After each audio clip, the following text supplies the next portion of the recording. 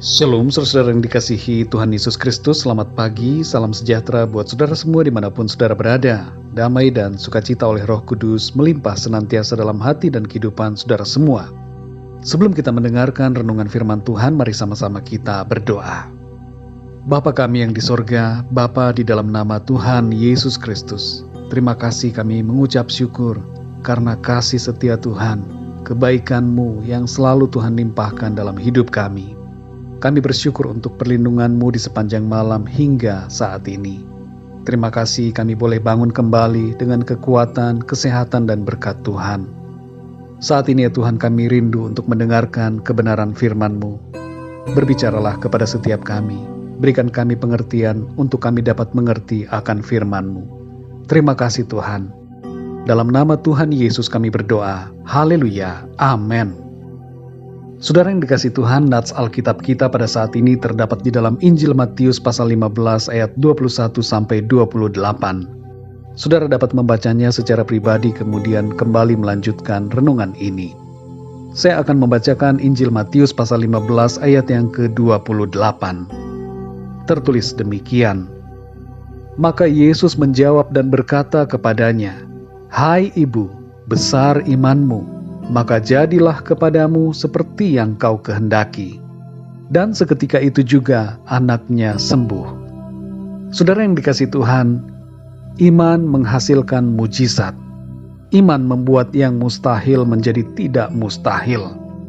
Dalam perikop ini kita membaca seorang perempuan Kanaan yang datang kepada Tuhan Yesus dan memohon kesembuhan untuk anaknya yang kerasukan setan dan sangat menderita. Perbincangan antara Tuhan Yesus dengan perempuan ini memberikan kesan bahwa seakan-akan Tuhan menolak untuk menyembuhkan. Tapi sebenarnya bukan itu maksud Tuhan. Justru Tuhan sebenarnya sedang menguji keteguhan iman ibu ini. Apakah dia sungguh-sungguh atau tidak? Saudara yang dikasihi Tuhan, kalau kita membaca dan merenungkan ayat-ayat ini, ada 3 hal yang menjadi makna berkaitan dengan iman dari kisah ini buat kita. Yang pertama, iman tertuju kepada Tuhan Yesus. Ibu ini adalah seorang Kanaan, bukan dari bangsa Israel. Tapi ia tahu kemana ia harus pergi dan kepada siapa ia harus percaya. Ia mencari Tuhan Yesus dan percaya kepadanya. Saudara yang terkasih, iman kita haruslah tertuju hanya kepada Tuhan Yesus, bukan kepada yang lain. Pengharapan kita, kepercayaan kita, semuanya hendaknya tertuju kepada Kristus. Karena dialah Tuhan yang menjadi sumber keselamatan dan kehidupan, serta sumber segala-galanya bagi kita. Yang kedua, saudara, iman membuat kita tidak pernah menyerah. Ibu ini terus berseru-seru, meskipun tidak mendapatkan respon dari Tuhan Yesus, dan bahkan murid-murid Tuhan Yesus juga malah menginginkannya diam dan pergi karena teriakannya begitu mengganggu. Saudara yang terkasih, pernahkah saudara merasa seolah-olah seruan doa saudara tidak mendapatkan respon dari Tuhan? Seolah-olah Tuhan berdiam. Jangan menyerah saudara, tetaplah percaya. Ibu ini begitu luar biasa imannya. Ia tidak berhenti meskipun ia dicuekin. Ia tidak menyerah meskipun menghadapi tantangan. Mari saudara yang dikasihi Tuhan, berimanlah tanpa menyerah. Yang ketiga saudara, iman membuat kita tidak pernah kecewa. Saat berbicara dengan Tuhan Yesus, ibu ini mendengarkan sebuah analogi antara tuan rumah dengan seekor anjing yang diucapkan dari mulut Tuhan Yesus.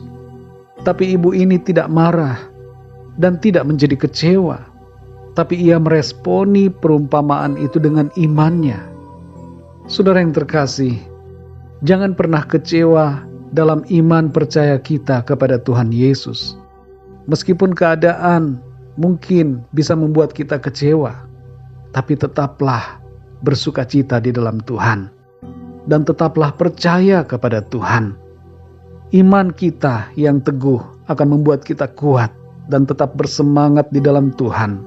sekalipun ada hal-hal yang mengecewakan. Saudara yang dikasihi Tuhan, mari miliki iman yang kuat di dalam Tuhan Yesus Kristus. Seperti perempuan Kanaan ini, biarlah kita juga beriman teguh kepadanya, tidak pernah menyerah dan tidak pernah kecewa. Berkat Tuhan tersedia bagi setiap orang yang senantiasa percaya dan berharap kepadanya. Mari kita berdoa, saudara. Bapa kami yang di surga, Bapa di dalam nama Tuhan Yesus Kristus, terima kasih kami mengucap syukur untuk firman-Mu yang mengajarkan kami untuk senantiasa memiliki iman yang kuat di dalam Tuhan. Seperti halnya seorang perempuan Kanaan yang begitu teguh dalam imannya kepada Tuhan, berharap kepadamu dengan tidak menyerah dan tidak kecewa, tapi meresponi dengan iman. Demikian juga kami ya Tuhan, mau berbuat yang demikian. Kami mau percaya kepadamu, beriman kepadamu dengan sungguh-sungguh. Tolong kami ya Tuhan, kuatkan hati kami, kuatkan iman kami, supaya kami tidak kecewa, tidak menyerah dalam keadaan apapun, tapi selalu berharap, bersandar kepada Tuhan, percaya bahwa Engkau Tuhan, yang berdaulat dan yang berkuasa atas segalanya. Engkau sanggup melakukan segala perkara, dan Engkau sanggup untuk menolong kami. Terima kasih Tuhan, kami bersyukur untuk firman-Mu. Di sepanjang hari ini, kami mohon pimpinan Tuhan, sertai kami dalam setiap langkah kami, dalam tugas tanggung jawab kami. Biarlah di dalam semuanya itu, nama Tuhan senantiasa kami muliakan. Kami berdoa untuk setiap dari kami yang sedang dalam pergumulan, masalah persoalan, sakit penyakit, masalah rumah tangga, pekerjaan, masalah keuangan, masalah pasangan hidup, dan sebagainya.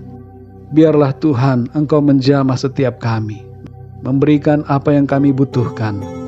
Mujizat Tuhan terjadi dalam hidup kami.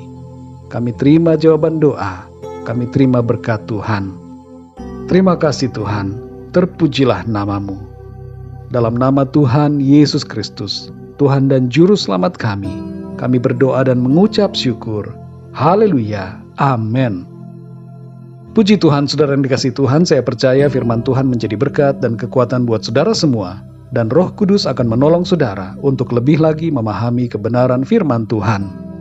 Tuhan Yesus memberkati saudara semua. Sampai jumpa dalam renungan yang berikutnya. Haleluya.